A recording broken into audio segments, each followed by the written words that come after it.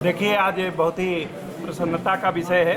सवेरे सवेरे माननीय मुख्यमंत्री जी ने जितने भी हमारे एफपीएस के कोटेदार हैं उनके सभी भाइयों का जो मार्जिन मनी थी, यानी जो उनका लाभांश था, जो पहले 90 रुपये प्रति कुंटल मिलता था, उसको बढ़ा करके 125 रुपये प्रति कुंटल कर दिया है और लगभग 40% की एक बड़ी वृद्धि सरकार के द्वारा की गई है। तो मुझे लगता है जो गरीबों का राशन बंटता है और हमारे राशन डीलर भाई परेशान रहते थे, अब उनको काफ़ी सहूलतें मिलेंगी और भी पारदर्शी तरीके से और निष्ठावान तरीके से वो गरीबों का राशन का वितरण होगा ई-पॉस मशीन के माध्यम से। दूसरा, आज यहाँ संपूर्ण समाधान दिवस का आयोजन किया गया छाता तहसील में। 70 प्रार्थना पत्र प्राप्त हुए हैं, जिसमें 2 प्रार्थना पत्र जो तत्काल निराकरण होने वाले थे, जिनमें केवल छोटे से नाम की त्रुटि का मामला था, वो तय कर दिया गया है। अधिकांश हैं कि प्राइवेट ज़मीनों की नपत से संबंधित आए हुए हैं। सरकार ने एक योजना लाई है, रोवर के माध्यम से अब ज़मीनों की नपत हम लोग कराएंगे, जो बिल्कुल पूरी तरीके से एक्यूरेट है।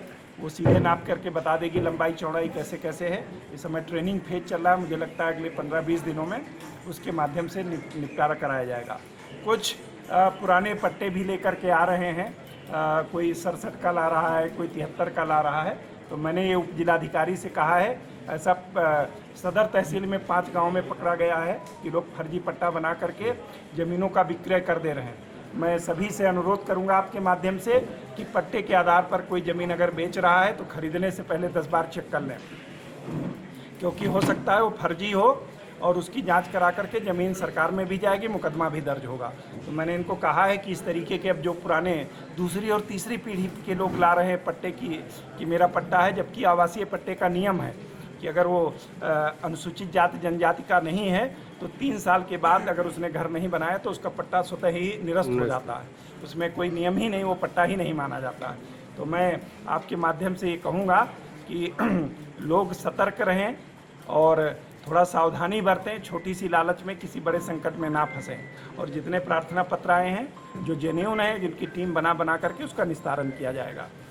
कुछ भी ब्लॉक से संबंधित हैं, कुछ बिजली विभाग से संबंधित हैं और गंभीर नहीं हैं। सबकी छोटी छोटी समस्याएं जो प्रतिदिन होती हैं, तो ये बहुत अच्छा फोरम है। तहसील दिवस में लोग आकर के अपनी बात बताते हैं, अधिकारी सारे रहते हैं, तो यहीं आपस में बात होकर के उनका निराकरण हो जा रहा है। जैसे किसी के बिल सही करना है, या एक आए थे कि पूरी कॉलोनी के ऊपर से बिजली का लाइन चल रहा है, तो लाइन पहले बनी थी, कॉलोनी बाद में बनी, तो ये लोगों को ध्यान रखना चाहिए। और अगर शिफ्ट कराना है तो उसके लिए धनराशि बिजली विभाग में जमा करनी पड़ेगी। तो छोटी छोटी चीज़ें हैं और एक अच्छा माध्यम है तहसील दिवस, संपूर्ण समाधान दिवस एक अच्छा माध्यम है। और जितने भी भाई बंधु हमारे छाता तहसील के आज प्रार्थना पत्र लेके आए हैं, मुझे पूरा विश्वास है कि तहसील के एसडीएम साहब, तहसीलदार साहब, अब तो यहाँ एक तहसीलदार न्यायिक भी तैनात हो गए हैं, तहसीलदार उप जिलाधिकारी न्यायिक भी तैनात हैं। और मैंने एसएसपी साहब से भी अनुरोध किया कि जो राजस्व की टीम जाएगी, उन्होंने भी कहा है कि मैं थाने से मिनिमम सब इंस्पेक्टर पूरी टीम के साथ जाएंगे।